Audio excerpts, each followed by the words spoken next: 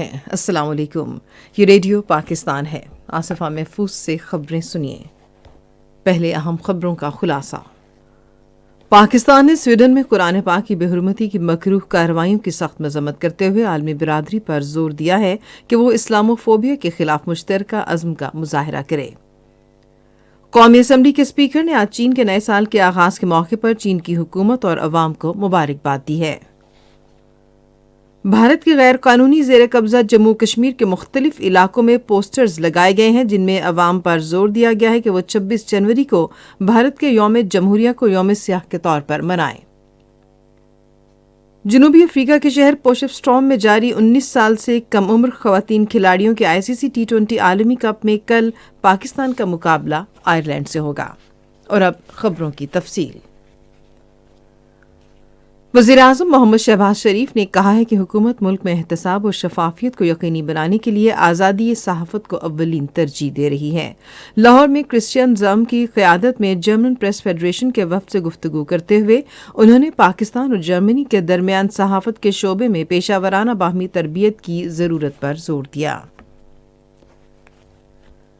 پاکستان نے سویڈن میں قرآن پاک کی بے حرمتی کے گھناؤنے فعل کی شدید مذمت کی ہے اور بین الاقوامی برادری اسلام مخالف رجحان کے خلاف مشترکہ عزم ظاہر کرنے کا مطالبہ کیا ہے۔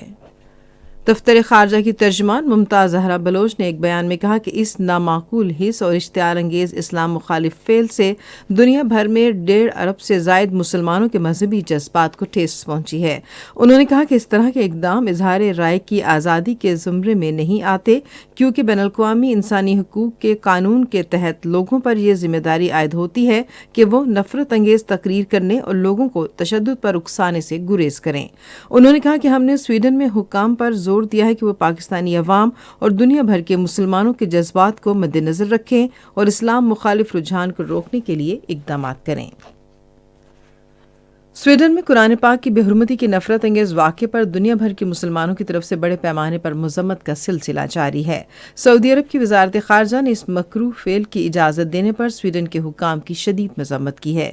ایک بیان میں ایرانی وزارت خارجہ کے ترجمان نصیر کنانی نے کہا کہ اسلام میں انسانی حقوق کی پاسداری پر سختی سے عمل درآمد کے باوجود یورپی عوام اپنے معاشروں میں اسلام دشمن اور اسلام مخالف رجحان جیسی مذموم کارروائیاں منظم کر رہے ہیں۔ ایک بیان میں کویت کے وزیر خارجہ شیخ سالم عبداللہ الجبر الصباح نے کہا کہ اس واقعے نے دنیا بھر کے مسلمانوں کے جذبات کو مشروع کیا اور اس کے نتیجے میں شدید اشتعال پیدا ہوا ہے۔ ترکیہ کی وزارت خارجہ نے اسٹاک ہوم میں قرآن پاک کی بے حرمتی کے واقعے کو انتہائی گھٹیا حملہ قرار دیا۔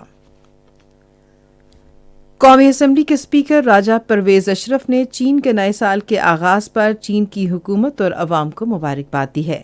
اپنے پیغام میں انہوں نے اس اعتماد کا اظہار کیا کہ چین کے عوام اپنی قومی شناخت، محنت اور عزم کی بدولت ترقی کا سفر جاری رکھیں گے۔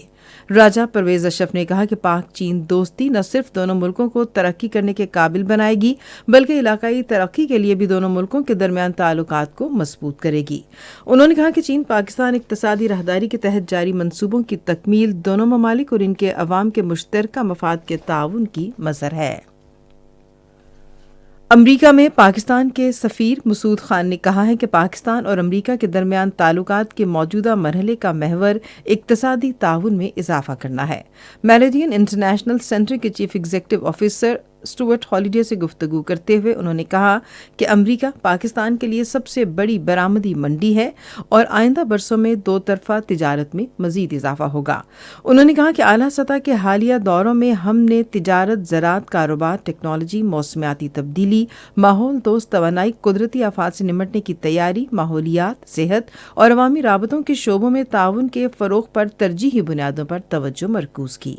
میریڈین انٹرنیشنل سینٹر کی یقین دہانی کرائی کہ وہ پاکستان اور امریکہ کے درمیان تعلیم، قائدانہ تربیتی پروگراموں، موسمیاتی تبدیلی، ثقافت اور کاروباری شعبوں میں قریبی تعلقات کو فروغ دینے میں معاونت کرے گا۔ بھارت کے غیر قانونی زیر قبضہ جموں کشمیر کے ضلع بارامولہ اور اس کے ملحقہ علاقوں میں پوسٹرز آویزاں کیے گئے ہیں جن میں لوگوں پر زور دیا گیا ہے کہ وہ 26 جنوری کو بھارت کے یوم جمہوریہ کو یوم سیاہ کے طور پر منائیں۔ دیواروں، کھمبوں اور نمایاں مقامات پر آزادی کے متوالوں کی جانب سے آویزاں کیے گئے پوسٹروں پر کشمیری بھارتی یوم جمہوریہ کو یوم سیاہ کے طور پر منائیں گے اور بھارتی یوم جمہوریہ کشمیریوں کے لیے یوم سیاہ کے نعرے درج تھے۔ ان پوسٹروں میں بھارت کو پیغام دیا گیا ہے کہ کشمیری اپنے جائز حق خود ارادیت کے مطالبے پر کبھی سمجھوتہ نہیں کریں گے اور اسے منطقی انجام تک پہنچانے تک اپنی جدوجہد جاری رکھیں گے۔ جنوبی افریقہ کے شہر پوٹسفسٹرام میں جاری 19 سال سے کم عمر خواتین کھلاڑیوں کے ICC T20 عالمی کپ میں کل پاکستان کا مقابلہ آئرلینڈ سے ہوگا۔ میچ پاکستان کے معیاری وقت کے مطابق صبح 4:45 پر شروع ہوگا۔ پاکستان نے گروپ بی کے 3 میچوں کے بعد اب تک 4 پوائنٹس حاصل کیے ہیں۔ پاکستان نے زمبابوے اور روانڈا کے خلاف 2 میچوں میں کامیابی حاصل کی ہے، جبکہ انگلینڈ کے خلاف کھیلے گئے ایک میچ میں اسے شکست کا سامنا کرنا پڑا۔